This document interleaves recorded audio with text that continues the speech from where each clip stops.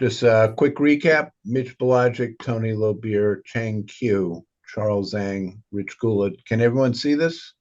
Yes. Yeah.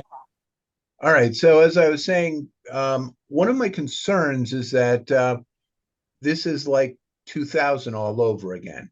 And one way I look at it is using the Fed model or the risk premium model, and that compares the earnings yield on the S&P 500 to the 10-year U.S. Treasury.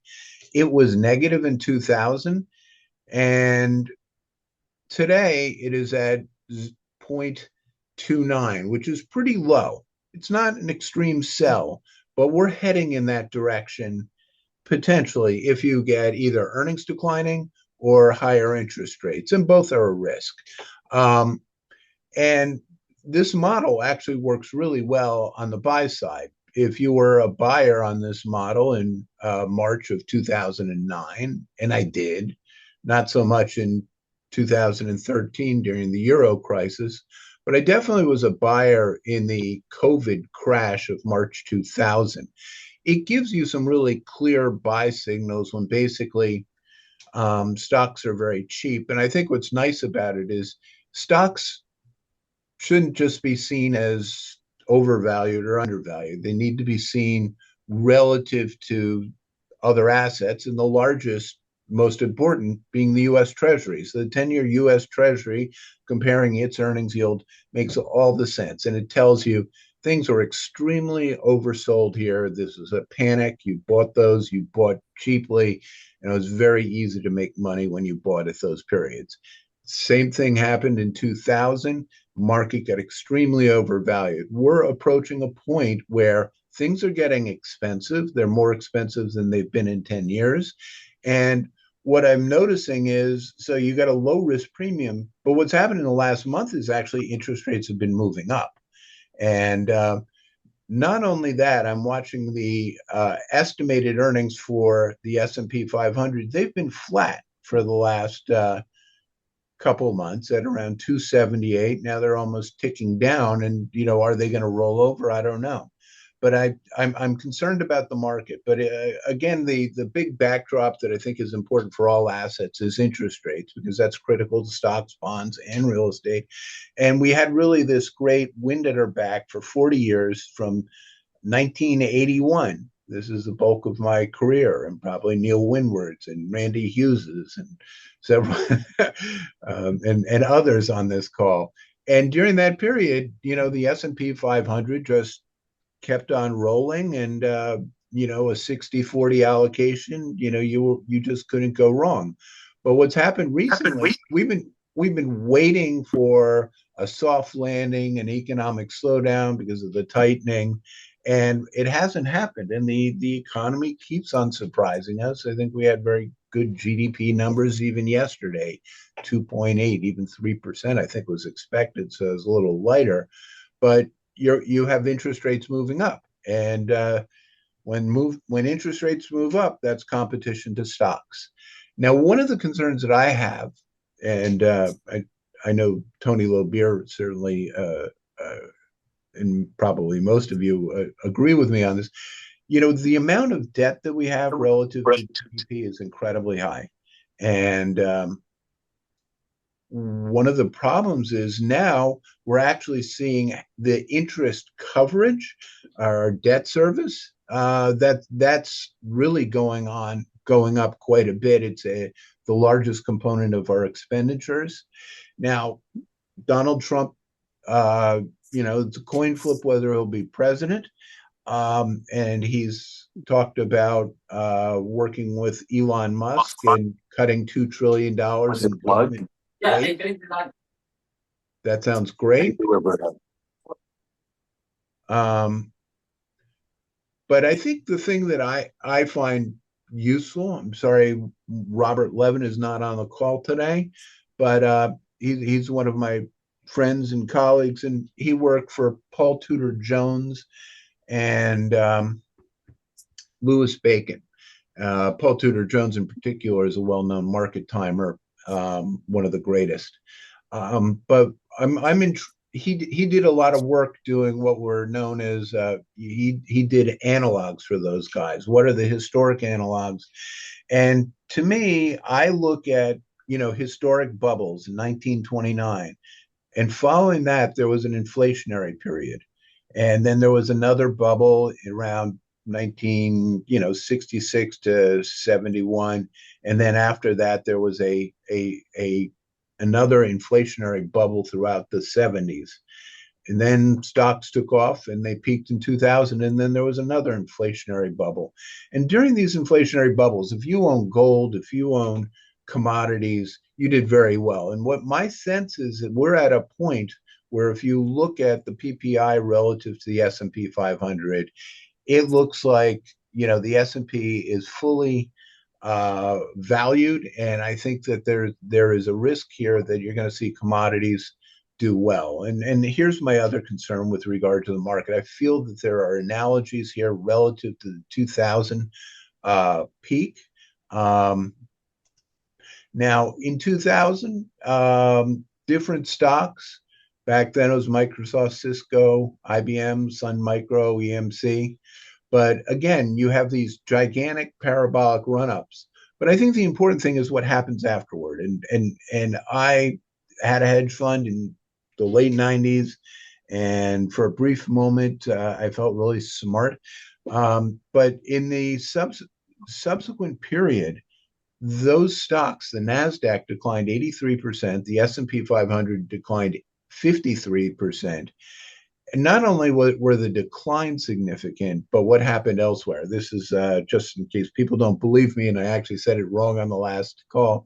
In 5 months, I was up 112%. And, it was 12 million that went up to 24 million. So not a trifling sum. Certainly moved the needle, at least on a short-term basis for me personally, and it was a lot of fun. But I think the real takeaway was what happened in the period after that.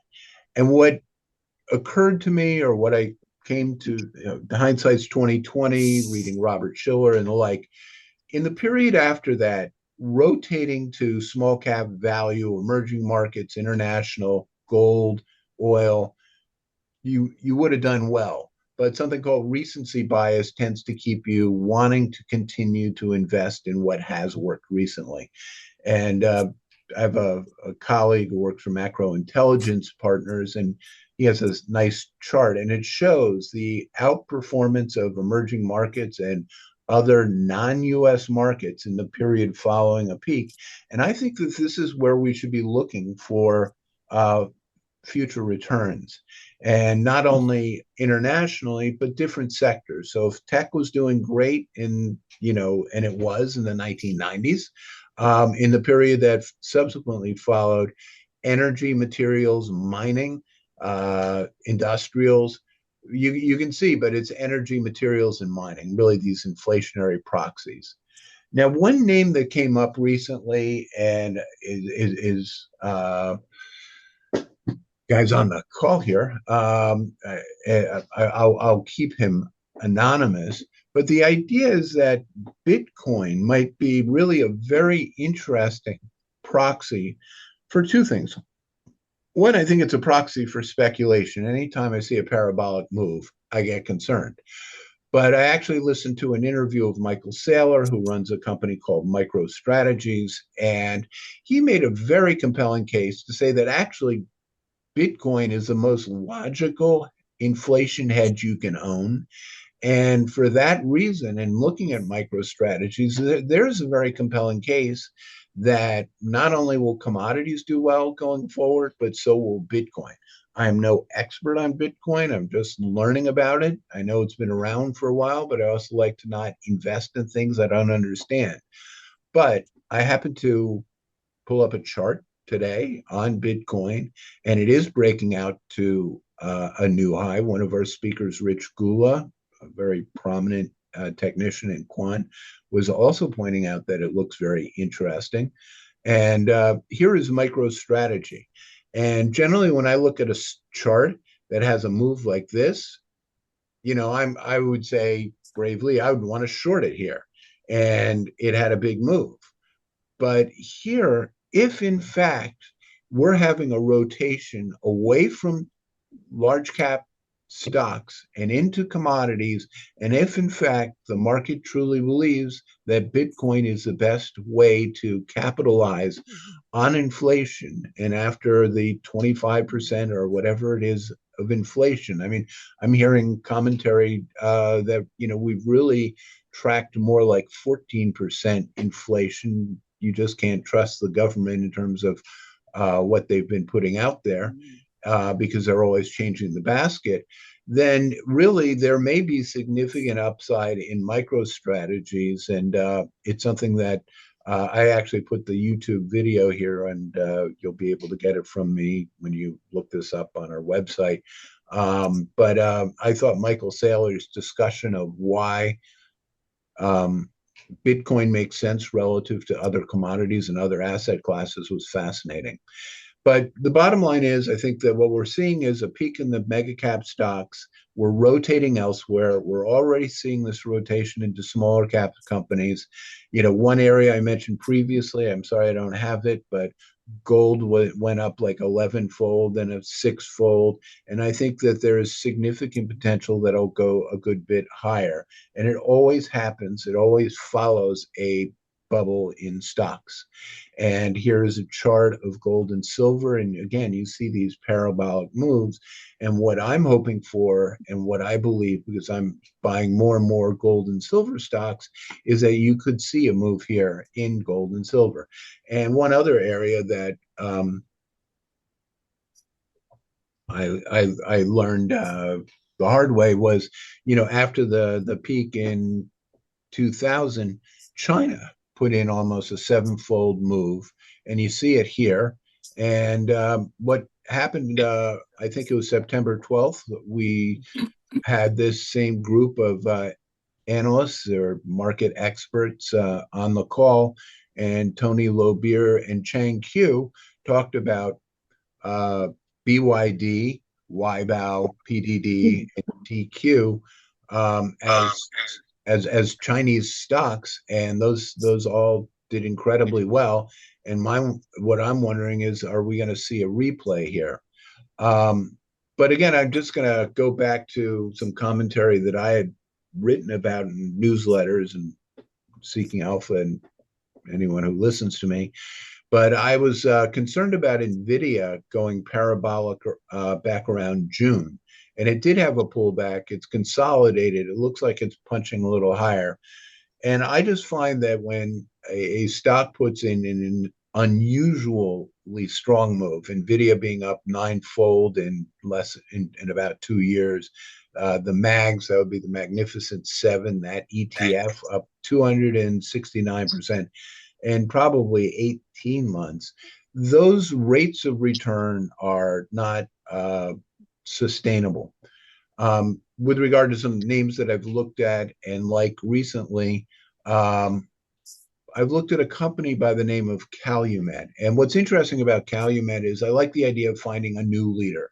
The argument for Calumet is it's a refiner that's been around for a while. The company's had some problems, a lot of debt, but they are actually doing something called SAF, which is Sustainable Aviation Fuel. And they just got a $1.4 billion loan package from the US government under probably the IRA or whatever. But that will allow them to be the largest SAF producer. And what they're doing is they're mixing this with airline fuels, sort of like they add ethanol to gasoline. And if this works, then they are the low-cost provider in a market that'll do very well. After this announcement, the stock went up to 27. Currently, it's around 21.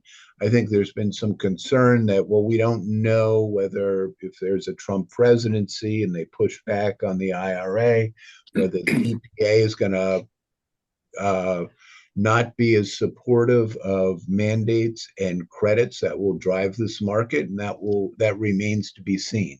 My sense is that people are still very focused on net zero 2050, but that's more of a international commitment. For example, 2% blending in Europe is the law, but it's not the law here. We'll see whether that applies. Another name that I like, and this one I give full credit to Tony Lobier, is a silver stock called Silvercorp Metals, and it's very cheap, and the stock has started to take off. Van Eck bought about 14 million shares about 6 weeks ago. They owned 8. That's a big jump. And they are a silver company, silver miner, and they're starting to have nice earnings, but they actually have significant mines in China, which have a great deal of promise. You can see that last time gold and silver rallied back around 2000, the stock got up to around 8. But arguably, if we are in a secular move in terms of gold and silver, where this stock goes, I'm who knows? Could it go back to 10, 8, 10? Could it go to 15, 20? That might be more the bull case, but I'll have Tony talk about that himself. As I mentioned previously, I was very cautious on NVIDIA, and it has recently broken out, and that is an old slide. But it's off a little today. I'm of the opinion that I may not be. I'm of the opinion that what we will see is money will has heavily gone into the Magnificent Seven stocks, and now those stocks are not going to continue. They're going to start to roll over, go sideways. I'm not saying it's the end of the world, but I think that there's a great deal of money to be made elsewhere. I'm going to stop this share and have Mitch Balajic start speaking. Mitch, are you there? Yeah, I'm here. Mitch, you have a very talented group of about 20 sophisticated Wall Street insiders and investors. What do you have to tell us? Last time you followed up on what was going on in China, Mitch has worked for some of the largest hedge funds in the world, does a lot of quantitative work, and has also been working actively in artificial intelligence, where he's managing director of a company that recently was bought out in London. But he's always got insights into the global markets. Mitch, tell us, what are you thinking? What are you seeing? Yeah, well, I'm just going to give a very macro bullet perspective, starting with today's market action. One thing that's troubling me, it's kind of like a prequel to the election to the next year, is the recent market reaction.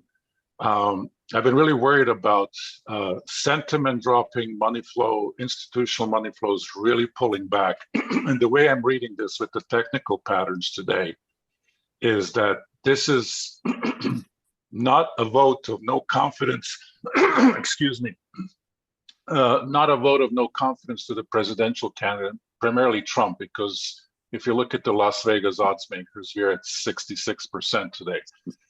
I think that this market action today in the last few weeks is pretty much telling us the highs are in the place, the downside is unlimited. And this is really market voting and lack of confidence to the economy and to the politicians in general. And I believe the market action we've been seeing now, this is a prequel for the next year, maybe the next decade, we're moving into stagflation. So that's how I'm seeing things.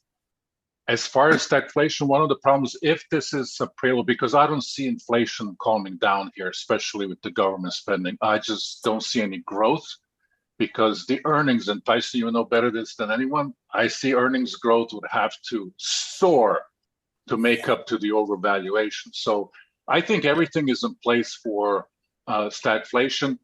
And if so, there's a problem we have there, because typically in stagflation, some sectors can still do good, but that's kind of not the case anymore, because like the energy sector has a lot of downfalls. I'm not going to get into detail, which is going to kind of take it out of the equation.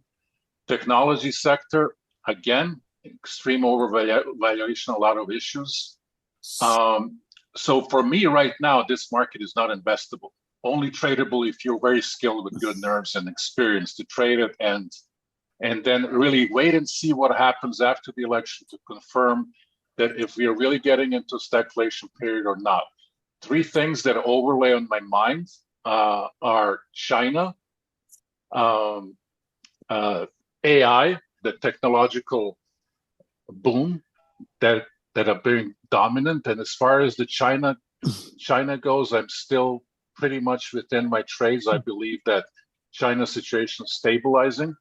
That could be the only growth pocket coming in the near term.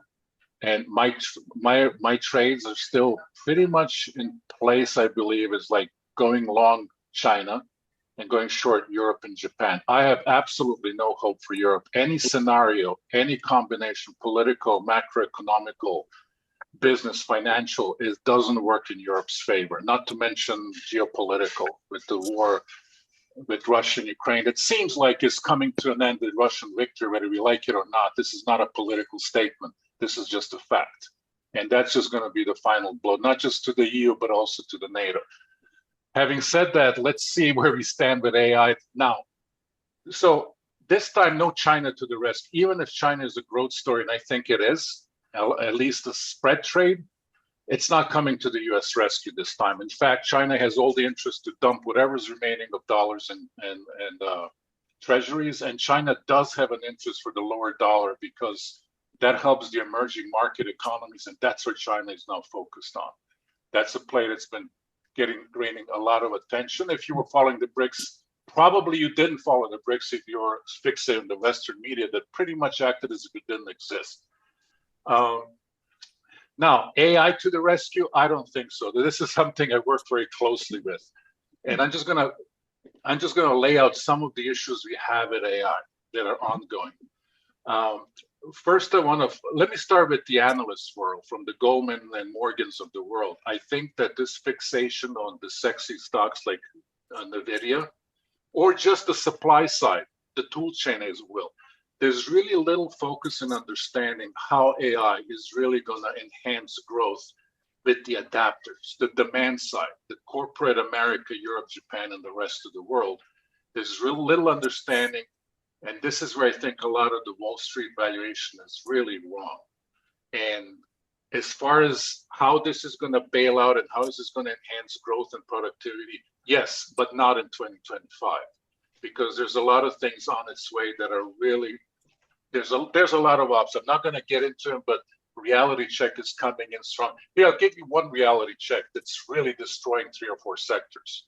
Legacy technology. Okay, so now you have a problem. One of the biggest problems, you cannot implement AI if you have legacy technology, the COBOLs, Fortrans of the world. Just a reminder, Wall Street runs on trillions of code and cobalt, and the only people that really understand that architecture and how to get this done and remedy it or replace it, whatever he wants now, are programmers. They're probably in their 60s now, and you can't really educate them overnight because experience is here what makes a difference. That's just one of the things not talked about. And I'm seeing with my clients an absolute disaster and failure in AI implementation because no one told them that they need to figure out the legacy technology. A lot of money going. Another problem is I see companies really don't know how to implement AI. A lot of mistakes are made, a lot of bad investments. Yeah, of course, Google's and NVIDIA's will make all the money, not the corporate world. So there will be investments going into the corporate world. You see that on headlines everywhere, and that's true. But how is this money going to be placed, or is it going to go on hold? Those are the two issues, and I don't see it placed properly. I see a lot of this money retracting back. So the maturity is going to go on. It's going to take a little hit. It'll take time. So that's my bottom line. A little bit pessimistic, but if we're heading into the stagflation, it seems like that's where we are. A lot of indicators and analysts are saying so. Seems like very few sectors can be on the beneficial side, and there's no China AI to bail us out. So the action that we see today and this kind of pullback, I think that's really starting to kick in. Hey, something's wrong here, and it doesn't matter who wins the election. No one's going to solve the problem. I'm usually more optimistic on these calls, but this time I really think that the perfect storm is brewing here. And with the exception of a few of these hedged or long short trades, for me, this is not an investable market. Thank you, Mitch. I appreciate it. We'll have some questions afterward. What I'd like to do is go to Tony Lobeer. Tony, you're on mute. Can you get off mute? Now, Tony actually had been talking to me about his interest in China, which made me reach out to Chang Q, who will speak after Tony. And Tony, tell us what your take is on the market. First of all, I agree with Mitch, but I'm a lot more pessimistic because I think if Trump wins, I think his tariff ideas are disastrous. I mean, you're talking here about a typical bully who thinks that he controls the world, but he no longer does. And if he implements these tariffs, there's going to be retaliation. And I think that we shouldn't forget what happened with the Smoot-Hawley tariffs of 1930. Namely, was a massive retaliation, massive slowdown in world trade, which contributed to the depression of the 30s. I agree with the stagflation thesis. I think that gold and silver stocks should be bought, but I think that they have become, in the short run, they have become too popular, and there's going to be a correction in them, and that correction will be a time to buy them. Tyson mentioned Silvercorp Metals. I think this is a really cheap stock. Unfortunately, if there is a correction in the price of these metals, the stock goes down a bit before it goes up. But I think it's attractive. I also continue to really like China. I used to be bullish on energy. But regard to energy, I'm really concerned about this BYD car that gets 1,300 miles on a tank of gas. Now, I assume that it's on a hybrid vehicle. I don't know what the technology is, but this is not a bullshit company. And I think if this technology is for real, and my guess is that it is, it's going to be licensed one way or another, and it's going to have a significant impact on oil consumption. I continue to like China. BYD had a huge run, and they had a shitty quarter. So if the stock goes down more, I think it's a buying opportunity. I think I like DQ. I don't know how you say it. Daqu Green Energy. The Chinese government has said they'll support the industry. This is a low-cost producer of polysilicon, which has huge leverage. And I guess there's one AI stock that I'm really starting to get interested in, and that is Baidu. Baidu sells at 9 times earnings, sells at under 1 times book. And look, it's one of the leading AI companies in the world. And it's also one of the leading companies in autonomous vehicles. And I think both Baidu and GM are doing a lot better in this field than Tesla. I think Tesla. I mean, Elon Musk and Donald Trump have in common that they're two of the greatest windbags in the country, maybe in history. I grant you that Elon Musk is a very talented guy, and I wouldn't try to take that away from him, but he is he is a windbag, and any idea that he's going to do much with the government deficit, I think, is a pipe dream. Now, I have some real concerns about the U.S. market here. Number one, and not necessarily in this order, but there's a lot of optimism about Donald Trump being pro-business. I don't buy it because I think, as I said, I think his tariff policies will be disastrous. If China stimulates, which I think they're in the process of doing, this will increase inflation. It will increase interest rates. And it goes back to the stagflation thesis. But I think Wall Street's idea that you're going to have significantly lower interest rates is a pipe dream. So you add all this up, and I think you're in for a huge disappointment in the U.S. One other quick one, I think if you want to trade something, the domestic marijuana stocks are interesting because Donald Trump came out in favor of recreational weed in Florida.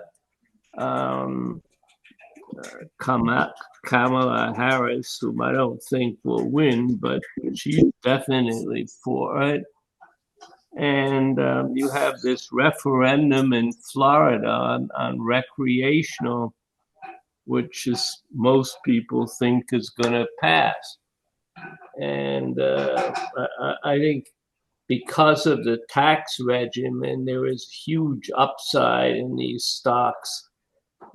If weed is legalized or declassified. Oh, one other thing, there's declassification hearings that are going to happen in December, and I think the likelihood is that this is going to happen. So I think there's a real trading opportunity in the domestic marijuana stocks. That's basically it for me. Thank you. Thanks, Tony.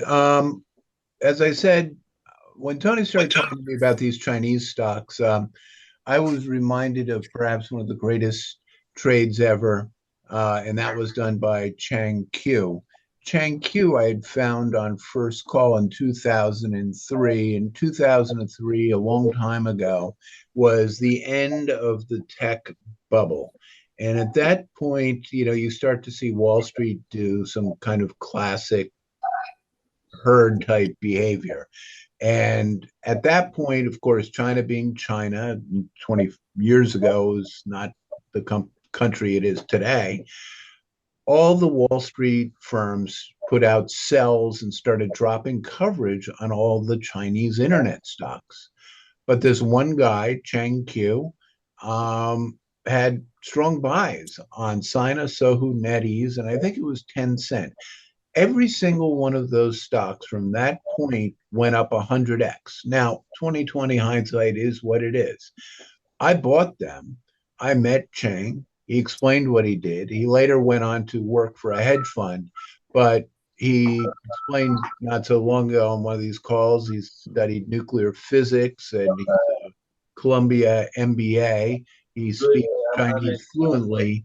He knows the market, and he had recommended a couple stocks. Tony just mentioned Baidu, but previously, we were talking about DQ.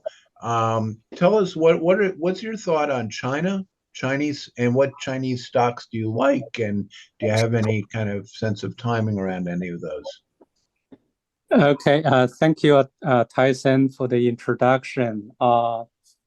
I think China, for the moment, I'd say a lot of people are watching the U.S. election too, because what happened is the tariff. If Trump wins, he kind of says something like 60% tariff on everything from China. That's kind of like on many people's mind, and some of the whole export sector could at least have an initial negative impact. On the other hand, I do think like the firm like Pinduoduo, if you see their price relative to, say, what Amazon had on similar items, maybe a 60% tariff, I mean, they may be still quite competitive.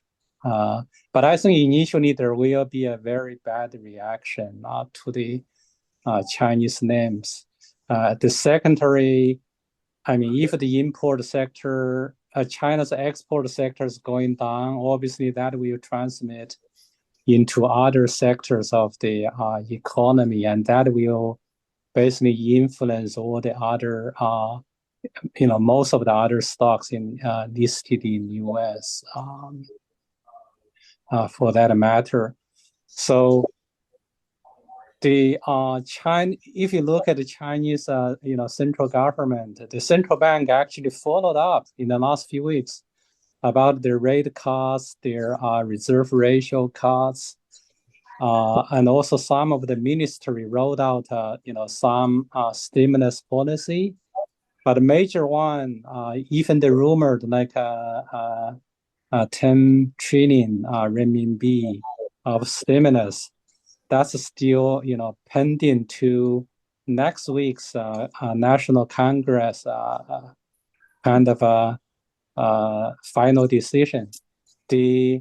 That session originally should be this week, but people's guess is Chinese leadership, they want to see what the U.S. election results is. So they postponed the meeting to basically just across the U.S. election from 4th to the 8th. So maybe in that way they can have a better response.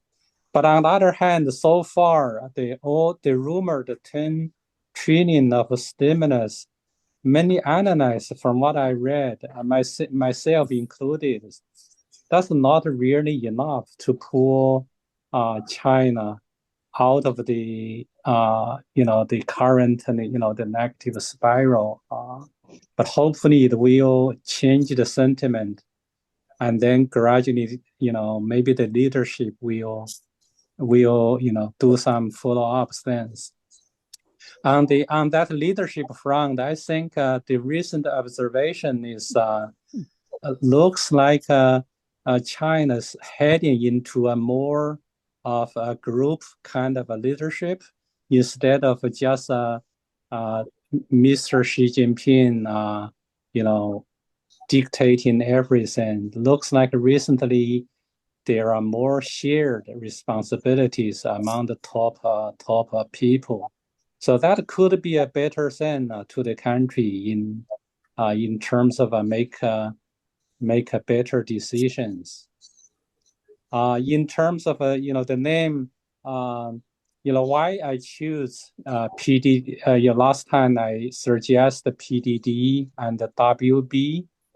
the reason I think I elaborated at the time is, their valuation is very low. The P ratio is, like WB is under 6 times. The other PDD is under 10 times.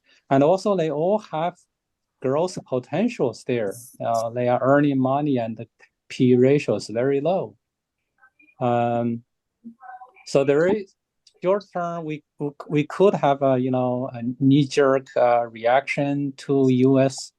election if Trump wins, and but I mean, China, if they roll out their stimulus, maybe even later on they make better decisions, it could help to for the meeting, maybe heading into next year. Yeah, that's what I had, Jason and everyone. Chang, thank you very much. Could I just Go ahead.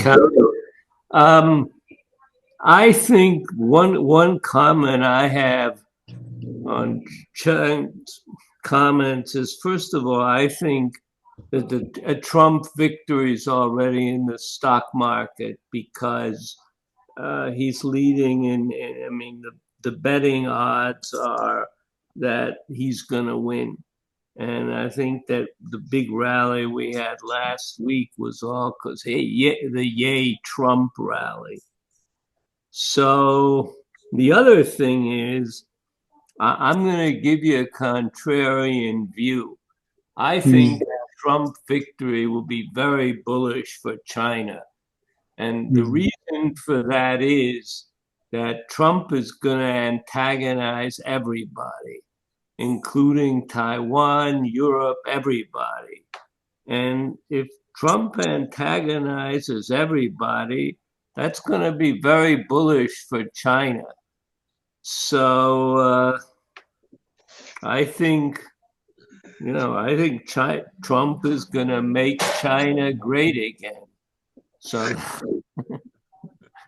yeah, I guess that's what I'm hoping. I guess their leadership, if it's not like a one person make the decision, hopefully they can make better decisions going forward. Because in the last few years, they have this so-called fighting wolf kind of a foreign policy, and many countries become more an enemy of China. I mean, but recently it looks like they try to amend the relations with India, and also they indicate even much more friendly gestures with U.S. and Europe. And hopefully, this if Trump going that way, hopefully China's policy will, make some friends and make the foreign trade situation somewhat more positive to China's future. That's still a possibility. By the way, Tony, DQ, you may remember this way. That's like a big bridge. That's their name, their meaning in Chinese. Big bridge? Yeah, big bridge, yeah. Okay. I mean, explain that. Now, DQ for everyone was a name that Tony had liked, and just in the last week went from 20 to 31 and then back. Maybe you guys could share a little commentary, give us a little more depth on this. And I don't know what Big Bridge has to do with any of that, but I think that if they actually turn around go ahead. Last week, I think China's leader, the CRDC, they basically said they want to limit the silicon production of the silicon producers. That's basically one of the reason driving the stock last week. Right. I think one thing that intrigues me, and I don't understand the company the way you two, is they are the low cost leader in a commodity area that right now is basically unprofitable. However, at the current price, and I don't know where it is today, I'll guess 22, it has been over 100. And it's fun to own stocks that go up fivefold. But if you get a turn in the pricing, and Tony's argument for DQ was they are the low cost operator, and during a down cycle, their competitors will go out of business and they'll be the only game in town when things pick up, and that there's going to be a secular momentum behind the solar trade, which I agree with, because that does work. It's not massively viable in terms of replacing fossil fuels, but it's certainly better than wind.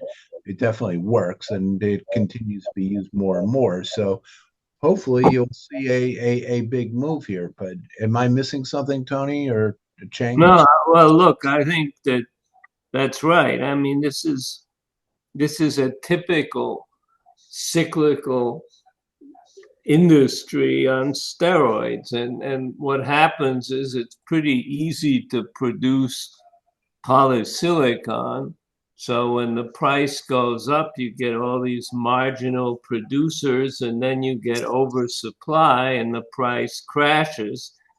But what's very difficult is to produce high quality silicon at a low price.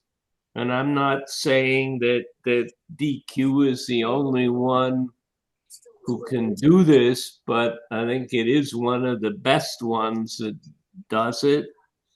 And therefore, I think there's a very good long-term argument than the stock for the stock. I mean, when the stock was trading over 100, they were making $4 or $5 a quarter. And that's what happens when the price of polysilicon goes back up, which I think it will. And the interesting thing that happened recently is that the Chinese government said they're going to help the price of polysilicon recover. And that's why you got this run in the stock. So again, I am not for buying stocks on extreme strength. I think in this market, that's as good as becoming a kamikaze pilot. But I think long term and on weakness, I think this stock is very attractive. So that's my argument. I'm going to move on to Charles Zhang. Charles was a intern for me in 2006 and had double 800s, and proved to be a real whiz on the computer, and has done quite a bit of quantitative analysis, worked for a couple quant hedge funds, and has been running money. And he has one particular strategy that he and I have been discussing deploying. And Charles, please tell us a little about the China market, what your thoughts are, since you also speak, I guess, Mandarin and know that market. But tell us about the post-announcement drift strategy and why that is a good non-correlated alpha-generating quant strategy for the hedge funds on this call who are interested in creating some real alpha. Yeah, sure, of course. Today, I'm actually going to be mostly focused on the U.S. election and also my quantitative strategy. It's called a post-earning announcement drift. The November presidential election, it's only a few days away. So historically, presidential election tend to create significant market volatility and trigger like major sector rotation as investor pricing potential policy changes. These transition creates really unique opportunity that only comes like once every 4 years. particularly for investors who can identify companies and sectors most impacted by the shifting political landscape. So the quantitative strategy Tyson and I run offers a systematic way to capture these opportunities while managing the risk of political sensitive investments. The strategy is built on a fundamental market efficiency. So significant news catalyst takes time to become fully reflected in the stock prices. Significant news surprises can be in the forms of earnings, industry-changing news, company-specific catalysts, and also including presidential election. This phenomenon becomes particularly pronounced during earnings seasons and major political transition, which we're in right now. We're announcing Q3 earnings right now. To give a general illustration of how the strategy works, I'm gonna bring up like a few slides here. Just 1 second. Do I need to share that? All right, I'm going to allow you to share. Go ahead. Okay, hold on.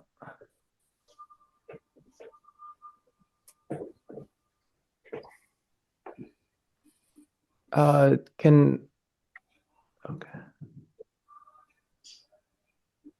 Post-earnings announcement drift, quantitative strategy. Okay. I will give like 2 examples. The first example is a more slower stocks, and the second one is more higher in momentum.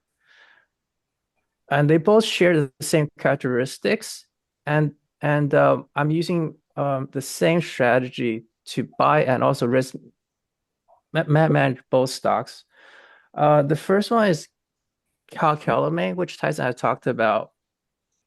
The first criteria before we consider each stock is it needs to have a strong initial price momentum. So as you can see, from August to September, the stock ran strongly.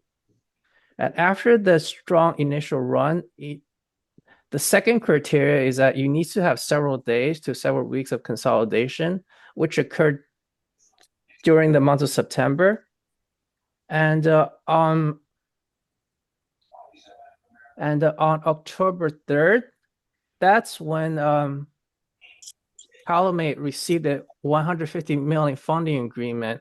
That's when it finally broke out from its consolidation range.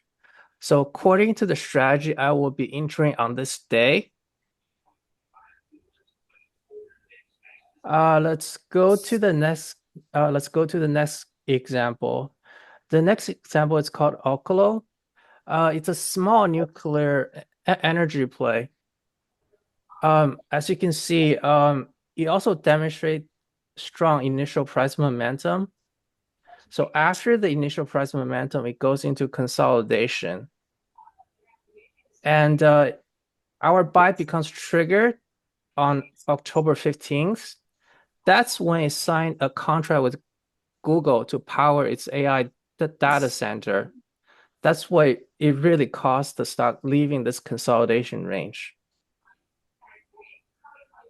So in the next several weeks, I think several sectors we should pay close attention based on this post-earning announcement drift strategy. These sectors includes clean energy, traditional energy, healthcare companies sensitive to regulatory changes, infrastructure firm, defense contractor, and financial service firms. So it's important Can you repeat that again? What sectors? Clean energy. Yeah, traditional energy like healthcare, infrastructure, defense contractor, and financial service firms. However, I think it's really critical to understand that investment implications during political transition are often like very counterintuitive.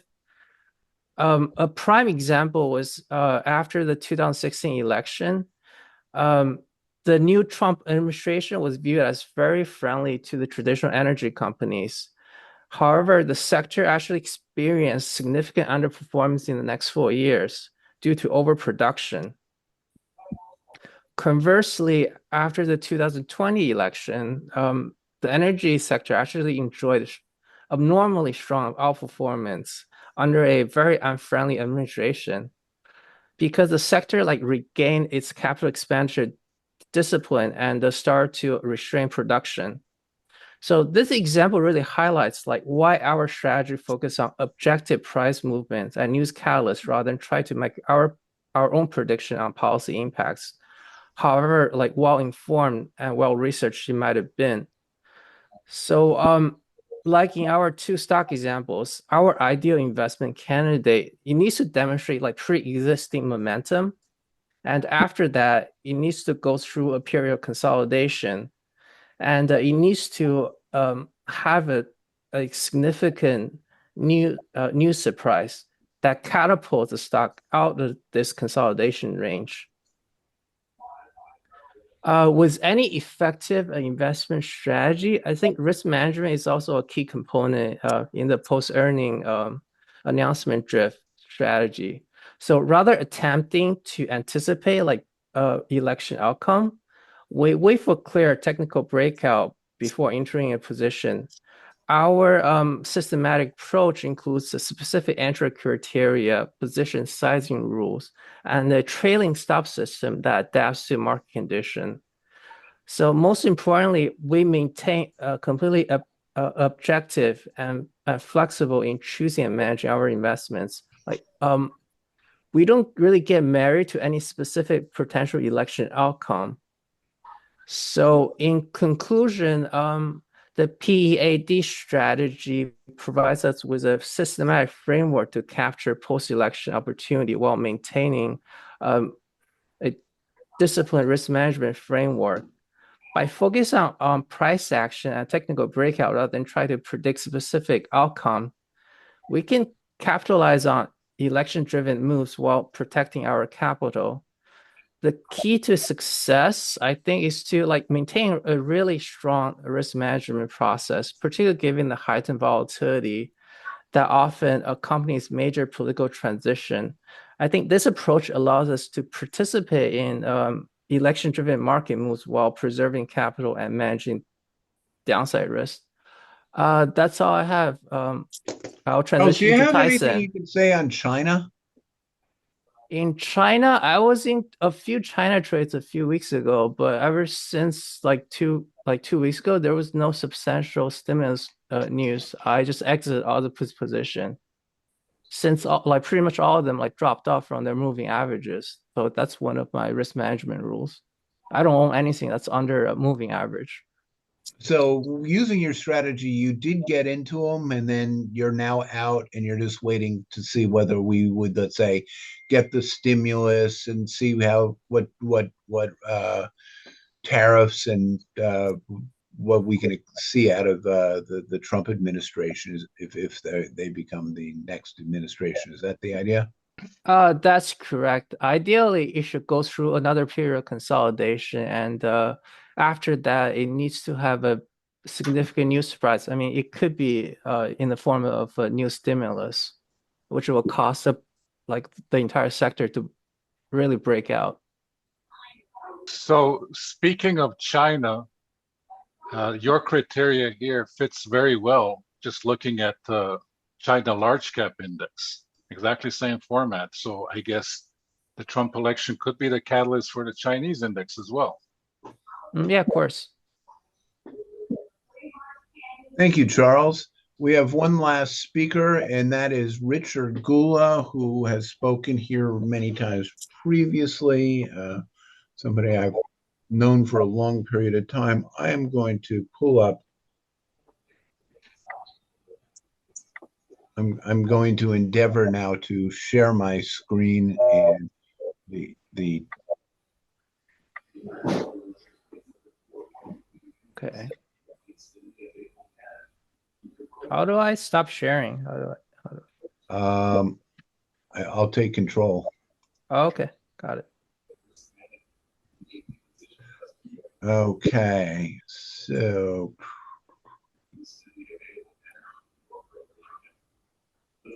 all right, Rich Gula, can you see this? Yes, I can. So this says REIT. Yes, yes. but it's actually Iron Mountain. That doesn't look like today's charts. It should begin with the Bitcoin future, BTC.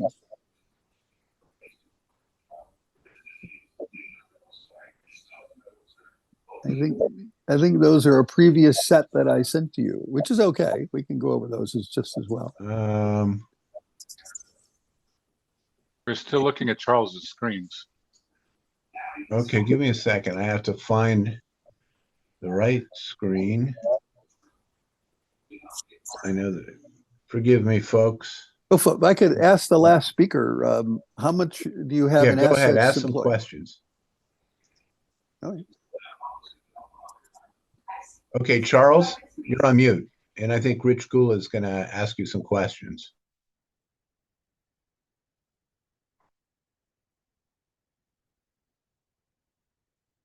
Okay, go ahead. Ask your question, Richard Gula of Charles Zhang. Dollars in market cap, which is tricky stuff when you're near a market high and you're getting into kind of liquidity issues. By comparison, I was kidded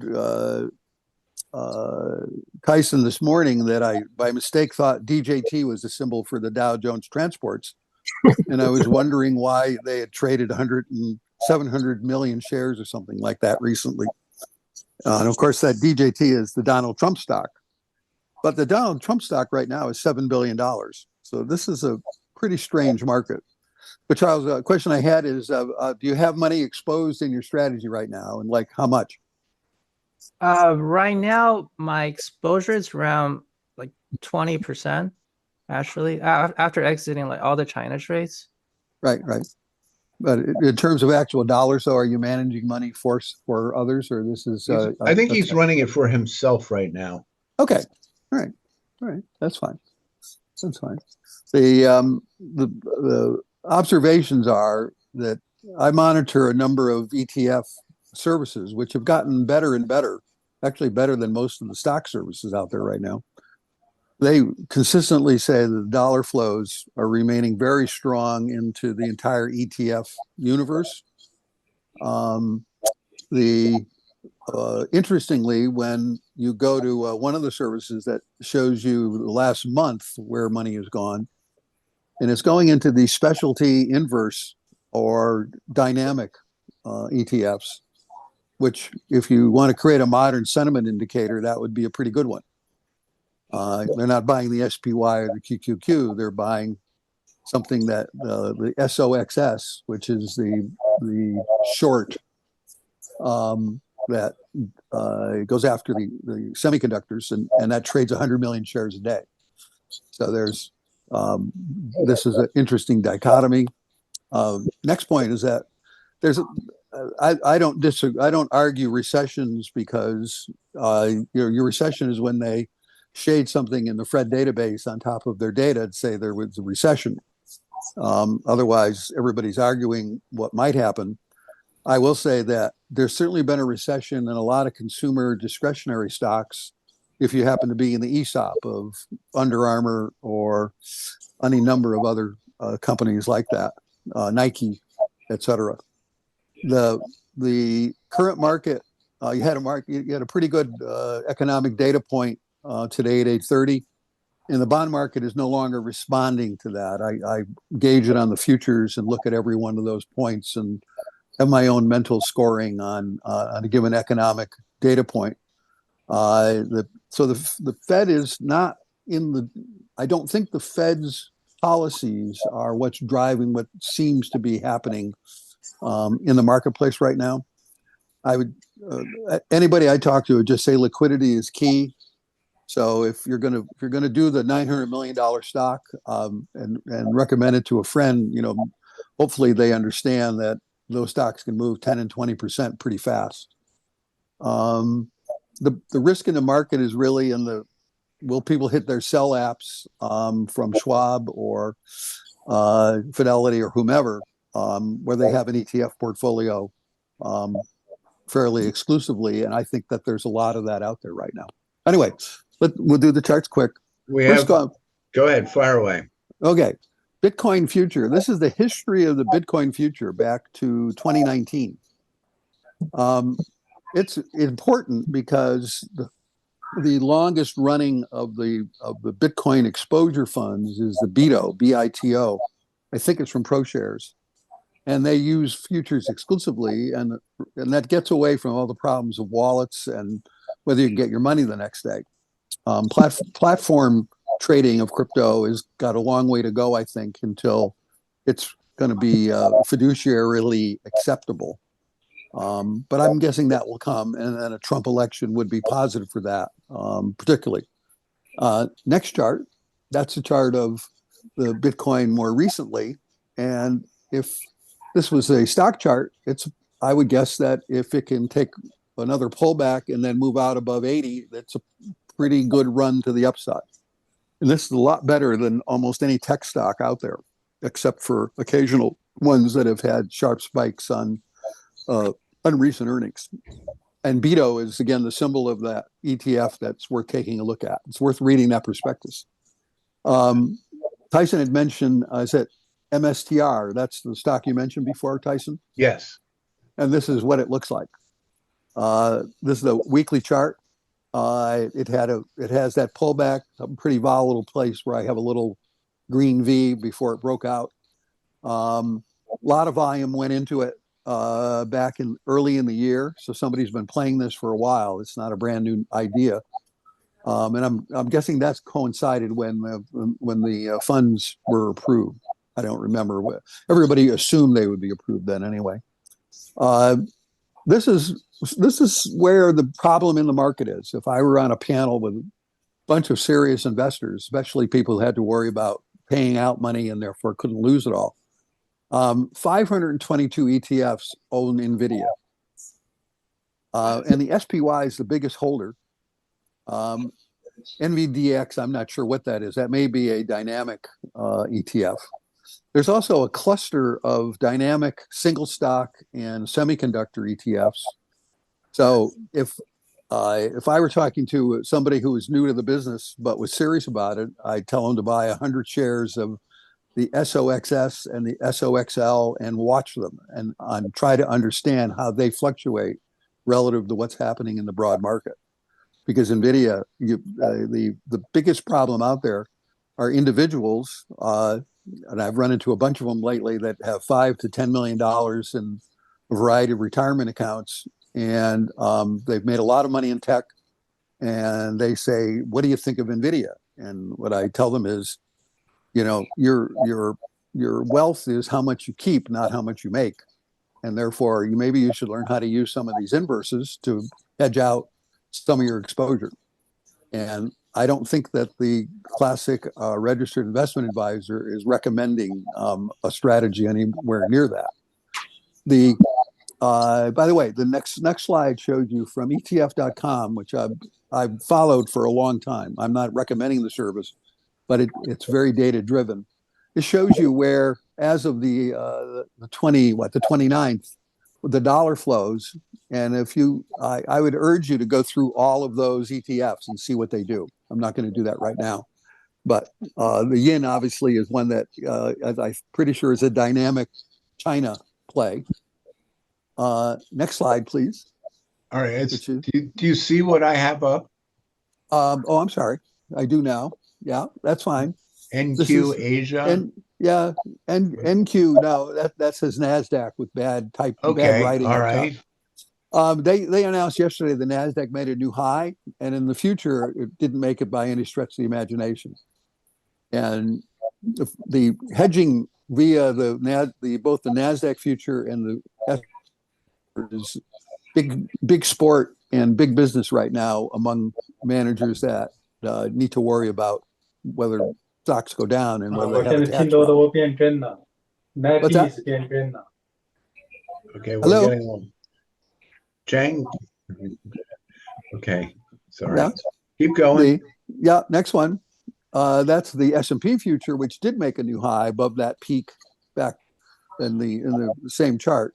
So S&P, I don't see a major problem here unless there's something truly bizarre out in the system.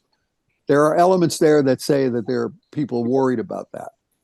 The bond market certainly says that that the U.S. bond market is not a haven in chaos that has, if you go through the true chaos of the last month from the Middle East and elsewhere and in financial markets, there'd be good reason to be bidding up treasuries rather than selling them off.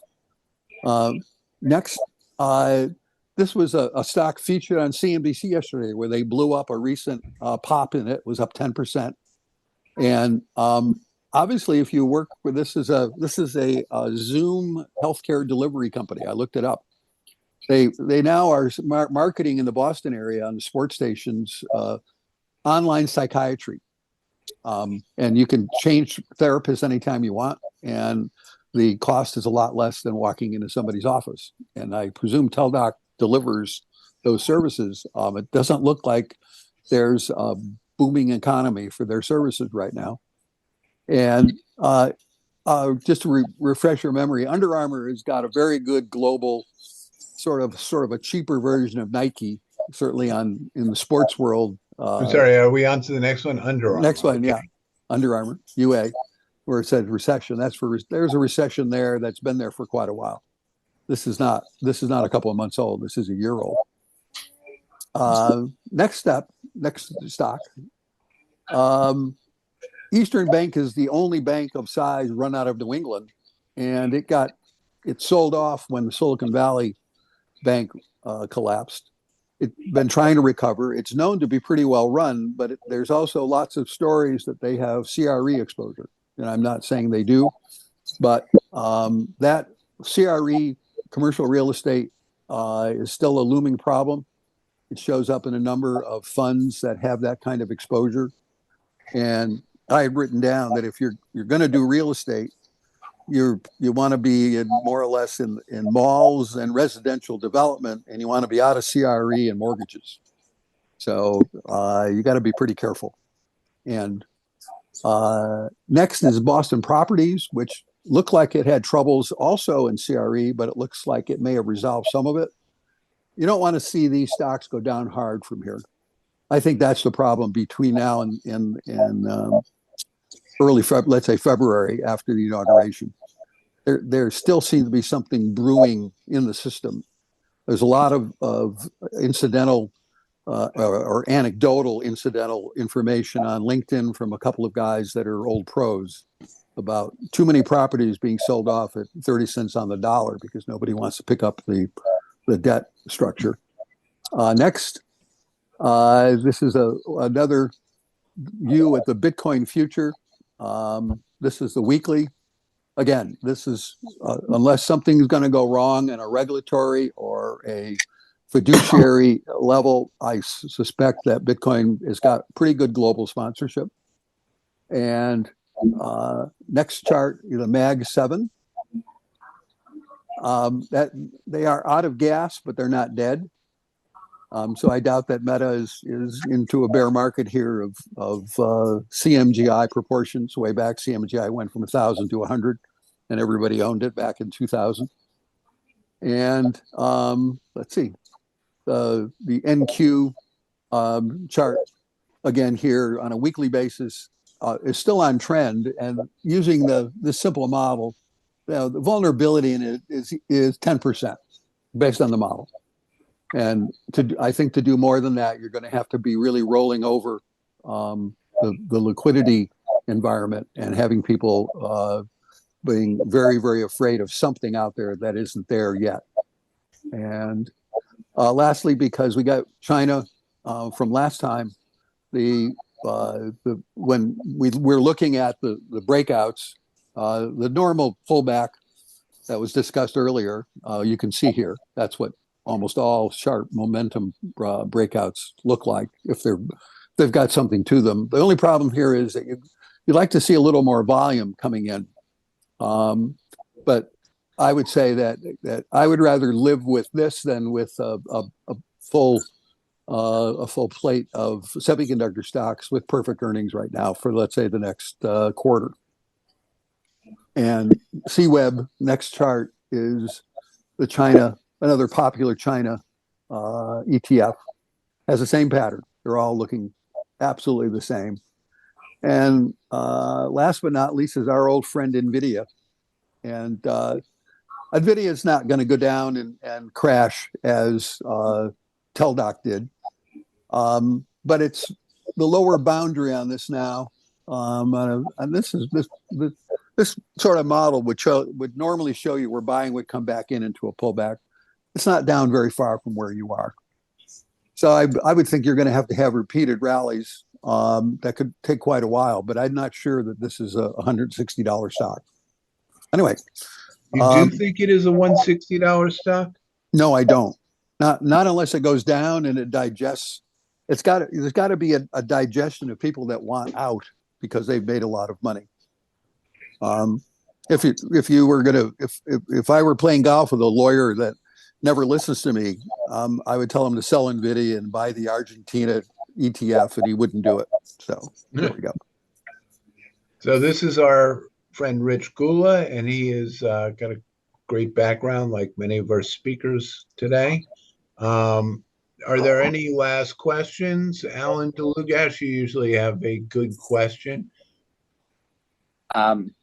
I actually just would be interested in some thoughts from people. One, my brother has some very substantial manufacturing operations in China and has had for 35 years. His concern is, people are requiring that they source their stuff from factories not in China.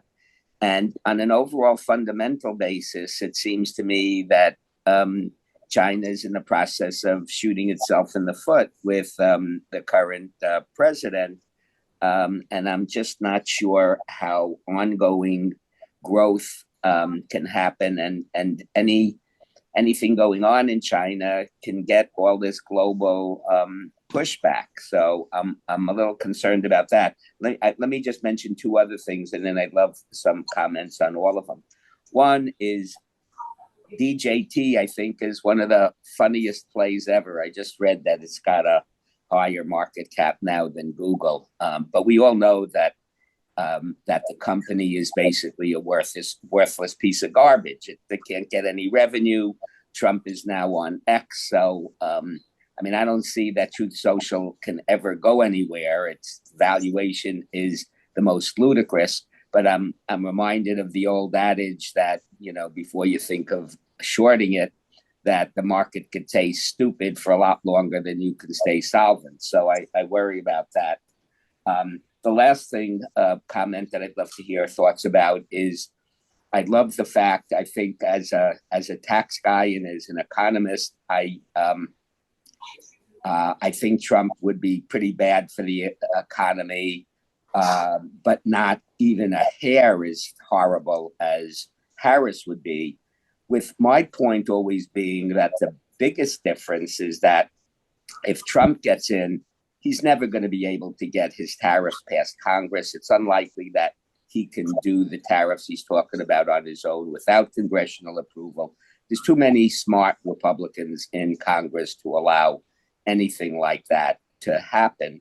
Whereas if Harris gets in, if she gets in, Congress is going to do whatever she wants. So her idiotic policies will come to fruition. So although I agree with the sentiment that the market's been going up over the recent months because as beginning to look like Trump is going to get in, if horrifically he loses, I see a huge potential decline. And I wonder if it's a smart thing to lighten up a little bit, even though it's an unlikely scenario. I think it could be horrible on the markets as a whole. Anyway, those are some observations, and I'm curious for any comments. I'll just give mine, and that's really kind of borrowing some other experts here. But Cheng Q had said that there seems that the decisions being made in China are moving away from Xi-centric to something that's a little bit more of a joint decision.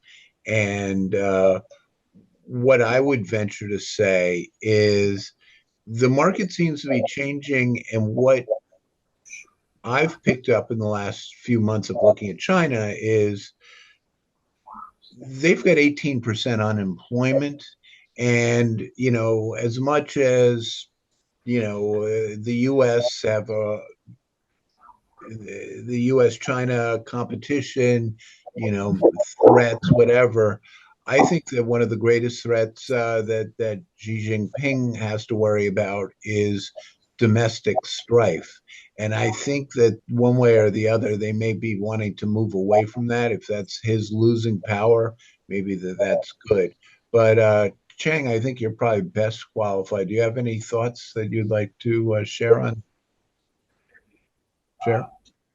Yeah, in a sense, right now a lot of rumors said Xi Jinping lost at least the part of his powers over the military, and because the vice chair looks like is taking a lot of more responsibility and more powers. Looks like that way because he is a professional military leader. She was actually a party leader, and there are some of his people in the military get purged. So there is some indication of that kind. Hope under Deng Xiaoping. Gotta go, man. Basically, the party leader, the premier, the leader for the military, they're all separate people. But now was like all the top leadership is under Xi Jinping. That's why people said that China was more like in the past, 10 some years, was more like, especially in last 5 years or last 7 years, it's more like he's dictating. But hopefully going forward, maybe they will transition back to a more shared leadership, and then hopefully they will be getting to more in the sense of a better sense of reform and progress. The other thing I do want to mention is about this China and Taiwan situation, and the recent make good between China and India, and also China's military leader visit Vietnam and try to amend the relations there. Looks like basically some of the observer, I kind of agree that too, is China maybe is eyeing to do something over Taiwan, because of they are trying to make friends with India and Vietnam, or make the that not a concern for them going forward.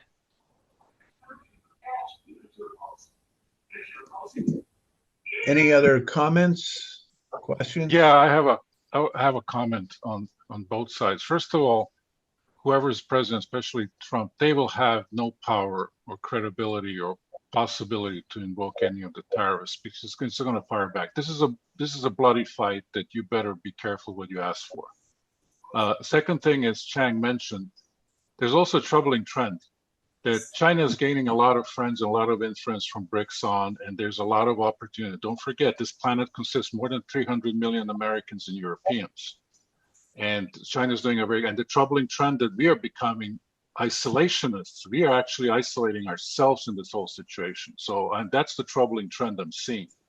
So it'll take time for this to materialize. This is not like a short US long China based on that information, but this is the trend. So I think China's doing a very good job in carefully planning, and they're very patient in making things happen, which is totally contrary true for us in Washington with our politicians. So I wouldn't worry. And yes, Chang is right. China's getting a lot of friends and making a lot of peace, including with India and whatnot. So it's not bad to have the rest of 7 billion people on the planet on your side. If that's the trend we're going for, I will be very worried where our economy is going to be. Looks like, where are we heading? To be a Soviet Union then? I grew up in the Iron Curtain, so I'm starting to feel like that. Although behind me, these nice palm trees and Florida and all that, but it's not looking good. The trends are really not good right now. Yeah, but then the trends are very good for China, as you said. I mean, we may not like it, but they're playing this a lot more intelligently. And, you know, I mean, it's not only the tariffs. I mean, Trump's idea that these countries need to pay for their own defense, frankly, I agree with, but you can't just say it like that and do it, because you're going to antagonize everybody. And I think Trump has an antagonistic type of approach to things. And as I said, I think that long term, this is very bullish for China. And I think his election is already presumed by the markets. The problem with Trump is really, I think, that he's still looking at the world in the lens of from 8 years ago. And it's a much different, much more complex, and a lot of things he's claiming to do now, maybe they would make sense or work 8 years ago. No, absolutely not now. That's why I think whoever's president, well, you know, Kamala Harris actually doesn't stand behind anything. So let's focus on Trump. He stands behind something, but none of that is going to be applicable. I mean, to his credit, he's very good in flipping around and changing course as a good businessman. And he's going to need that skill a lot the moment he steps into the White Office. Any last questions or comments? Tyson, just one. Go ahead, Rich. Just quick information that popped up. The Pension and Investments, which covers the kind of institutional world, just pointed out that BlackRock has 3.8 trillion, Vanguard 2.2 trillion, and State Street about 1.5 trillion in assets in ETFs right now. Wow. Final comments? I want to answer the asset allocation part of the question. Obviously, I don't think anyone can predict the future, so I think it's really important to have a plan. So if price moves to like under this level, you will have this much allocation, and above that level, you'll have like that much allocation. So it's important to have a plan. Like, don't panic if market does things that's a surprise to everyone. Well, I've certainly advocated for a more cautionary asset allocation along the lines of 25% cash, a much lower 25% equity versus a 60-40, and even 25% bonds. And what I'm seeing in bonds, you know, we'll see whether they peak out at 460 here if we really get some inflation. It'll be interesting to see how all this plays out. I want to thank everyone for joining us. People are starting to drop off.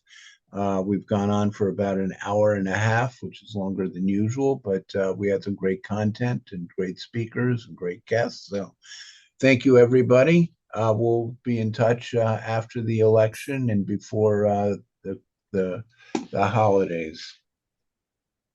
Thank you, Tyson. Thank you. All right, thank you, Tyson. Bye-bye. Happy Halloween, everyone. Okay, thank you. Thanks, everyone. Happy electing.